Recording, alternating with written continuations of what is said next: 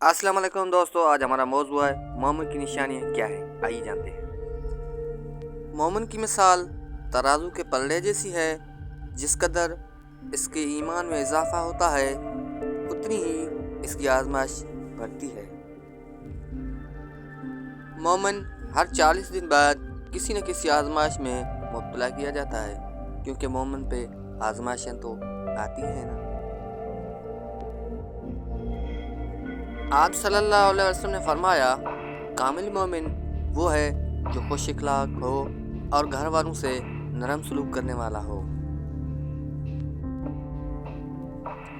हज़रत अली अलैहिस्सलाम ने फरमाया, मोमिन वो नहीं है जिसकी महफिल पाक हो, मोमिन वो है जिसकी तन्हाई पाक हो।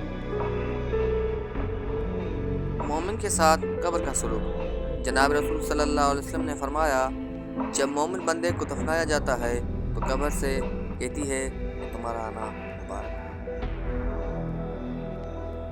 बेशक मोमिन की मिसाल शहद की मक्खी की तरह है, जो फूल जैसे पाकीज़ चीज़ खाती है, शहद जैसी ही पाकीज़ चीज़ निकालती है, और जब वो किसी चीज़ पर बैठती है तो वो उसे न तोड़ती है न खराब। हज़रत अली अलैहिस्सलाम फरमाते हैं, मोमिन की जान हर वक्त इम्तिहान और मुसीबत में रहती है। कामिल मोमिन की पहचान।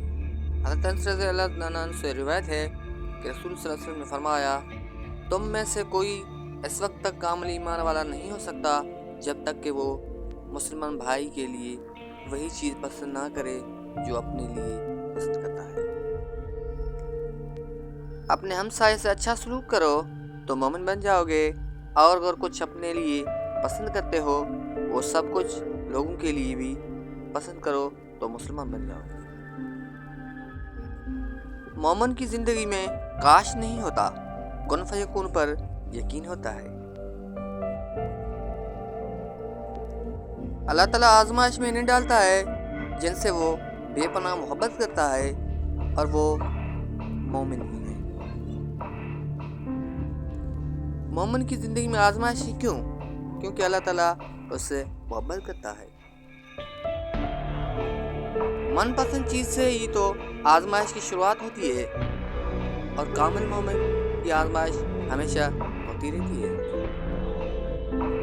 हदीस नबी सल्लल्लाहु अलैहि वसल्लम है, हज़रत अनस बिन मालिक रज़ियल्लाहु अन्हु नबी करीम सल्लल्लाहु अलैहि वसल्लम से रिवायत नकल करते हैं कि तुम में से कोई इस वक्त तक मोमिन कामिल नहीं हो सकता जब तक उसको मेरी मोहब्बत अपनी माँ, बाप, अपने बच्चों और सब लोगों से ज़्यादा न हो।